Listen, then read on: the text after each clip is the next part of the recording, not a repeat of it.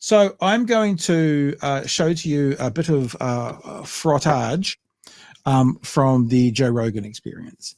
People probably know who Douglas Murray is. He is a professional agitator. He is an arrogant piece of shit. He is the most patronizing person in the world. And this clip of him talking to comedian Dave Smith about Israel and Palestine has been going around the internet for the past wee while. And I could play you lots of clips from this. He did not come out of this looking very good, but this part in particular, he's talking to Dave Smith about not having been to the place that he's talking about, the crossings, the places between Israel and Gaza. And he is the most patronizing man in the world. And he actually says, I don't comment on countries unless I visited them. So let me give you let me give you this part to start with. It's only maybe 2 minutes of this backwards and forwards between him and Dave Smith about what you need to do before you're allowed to talk to anything. No, there was not starvation in Gaza after 2005. No, there was no deficit of goods coming in. I did talk about a Zionist piece of shit. I did say that, so I gave you a heads up. Plenty of times. There was no deficit? No, there are no goods were kept out. There are plenty. How many? Have you been to the crossing points? No. When were you last there at all? I've never been. You've never been? Well, am I not allowed to talk about it now? I've never been to. Have you ever been to Nazi Germany? Are you allowed to have feelings about them? You can't time travel, but you can. Right. But you can travel. Okay, but so what? So what's the point? Like, no, okay. I find that lots of people have been there and agree with me, and lots of people have been there and agree with you. Yeah, but so if you're going to spend a year and a half talking about a place, you should at least do the courtesy of visiting it. All right. One of the ironies in this, of course, is Douglas Murray has never been to any of the settlements in Gaza, for example. He's been to the Israeli side of things, into the crossings, but he's never been into Gaza. Do you think he talks a lot about Gaza? I think he probably does. It's just a little irony to pick up out of that. I just think this is a non-argument. You don't think? Okay.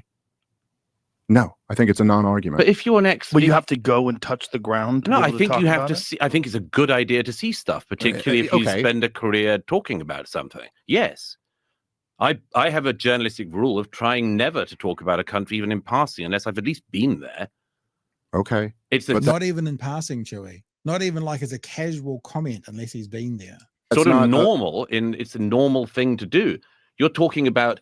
Hang on. You're talking about crossing points, and not only have you never been to a crossing point in either Egypt or in Israel, but you've never even been to the region.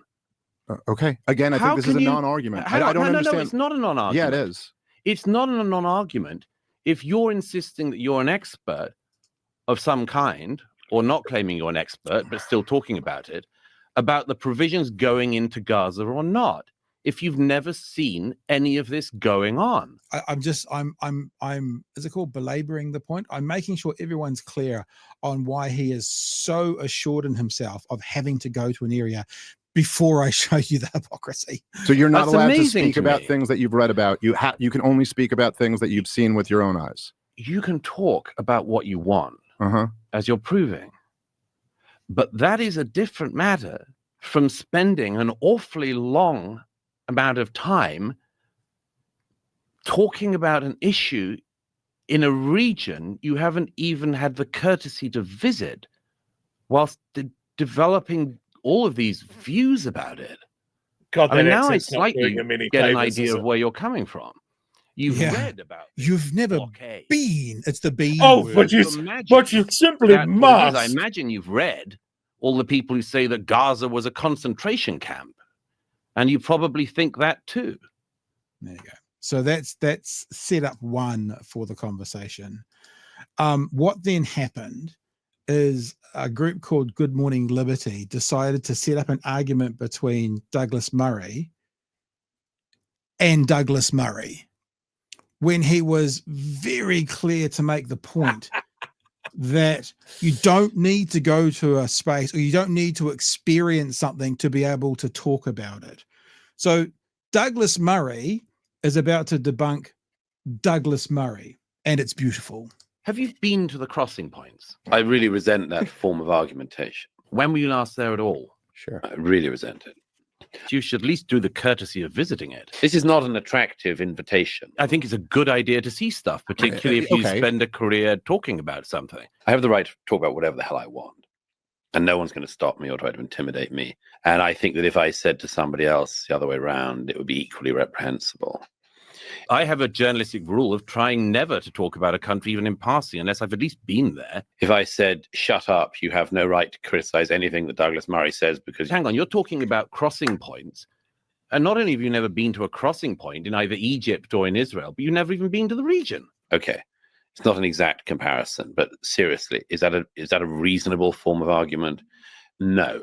In that case, nobody can talk about anything. We might as well pack up, go home, and isolate ourselves. If you're insisting that you're an expert of some kind, or not claiming you're an expert, but still talking about it, if you've never seen any of this going on. I mean, there are some people who've written about there are people who've written about the Holocaust who didn't experience the Holocaust and have written about it better than people who did. But that is a different matter from spending an awfully long amount of time talking about an issue in a region you haven't even had the courtesy to visit, whilst developing all of these views about it. This idea that the lived experience has to triumph over everything else is not always correct. Should at least know what it is, what the territory is, what the situation is in the region. So there's an irony to this, but let's skate over the irony. There you go. Douglas Murray debunks Douglas Murray. There's a couple more things I want to play to. I know there's not necessarily a lot of talking between me and you on this, but whilst I queue up the next one, do you want to respond to any of it so far? And look, he's a revolting Zionist who just disproved himself that when it suits him, lived experience is the most important thing, and then when it doesn't, it's not important at all. But Chewie, it's also a good argument that the right uses a lot. I have not heard an accent that sounds like an admiral's moustache, a pipe, a monocle, and a pith helmet as much as that man's voice. Oh, you haven't shot a tiger in the Serengeti? Oh, you simply must, my dear boy. Dave Smith then went on Breaking Points with Crystal and Saga. And Breaking Points. I said Crystal Points? Breaking Points. And one of the things he says was it was very obvious that Douglas Murray wasn't there for a debate. He was there to promote his book. And that was about all. So let's have a couple of minutes of, this is Dave Smith, right? That's the comedian who was in the room talking to Saga. And remember, Saga's the conservative right-wing guy, and Crystal is the progressive left-wing part of the show. But, the thing that I will give to Saga, and it's not much, but the thing I will give is he plays an even hand. Like he'll call bullshit when he sees it. So let's have a listen to the chance to have Dave Smith reflecting on what he just saw. I mean, what's it like, on the other side of nearly 3 hours of this and now seeing some of this past lived experience argumentation from him? Well, I wish that guy was there at the debate. He did a better job than I did. It's funny. He's talking about the response that Douglas Murray gave to himself. So once I saw this, it's because I brought up, my first thing was like, you never been to Nazi Germany, but you can still have an opinion about that. And then I was like, oh, he made the same point. He made it better than me. Yeah, yeah, exactly. A lot of people have written about it and explained it better than people who actually lived through it. I mean, look, it's the expert thing and the have you ever been to the region. Like, as I said on the show, these are just non-arguments. Like, objectively speaking, you don't win points in a debate for saying this. Like, if you were to take the most generous interpretation of his point there, and which, and it's not just the obvious logical fallacy that it is, like an appeal to authority, but if you were to take the most generous interpretation would be like, okay, it's important to know what you're talking about. And you can gain insights into something by traveling there and seeing it firsthand.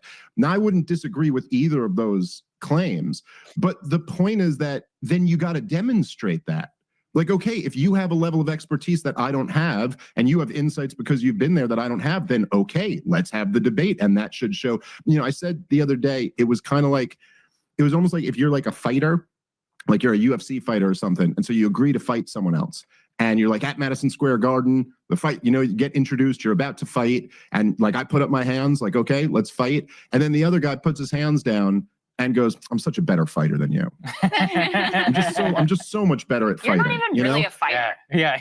Like, you don't even count as a fighter. It's your shtick fighting. But it's like, so come show me, And then my shtick, it's just all these like, it became clear when I was there that Douglas Murray came to do anything but debate me. Yeah. Like in my mind, I was like, oh, we're going to debate Ukraine and Israel. And then it was like, oh, that's the opposite. And, there you go. That's what I was going to show you from there. There's one other thing I wanted to show you, which I've shown once before, Chewie, but it's to do with, and I will say the right again, when the right outs themselves over and over again. It's a brilliant clip with Milo Yiannopoulos on Tim Pool when he explains why right-wing podcasts get so much success so quickly. They just give it all away. Any thoughts so far, Chewie? No, but I'm happy to see Milo and Tim Pool fucking circle jerk themselves into oblivion. Well, this doesn't exist anymore. It got taken down off Tim Pool's channel. That's why we're going to have to watch it, thanks to Sam and Emma at the Majority Report. But it's just becomes so obvious that they're not genuine or honest actors. Douglas Murray will play personal experience as the most important thing until it's not, and then he'll play it's not.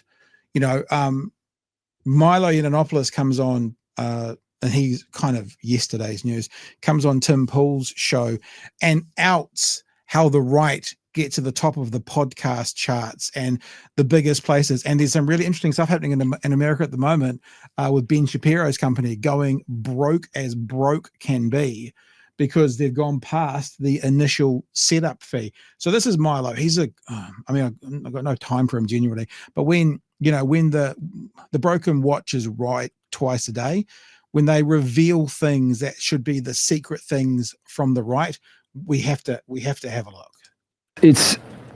It is no secret that a lot of bad money has gone to people on the right and on the center right, but it's typically the case that right-wing people will go and get investors rather than do advertisers, fake it till they make it, and then they'll get sort of the big ticket advertisers. So the way Ben Shapiro, the way Candace get famous is they get Wilkes Brothers, or they get some other kind of billionaire money, and they buy engagement, they buy followers, and they sort of propel themselves to the top of the heap, and then fake it till they make it, and then eventually it's kind of sort of a self-fulfilling prophecy. Right? Everybody does that.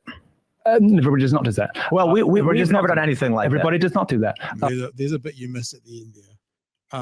That's a terrible phrase, right? Where Tim Pool comes in.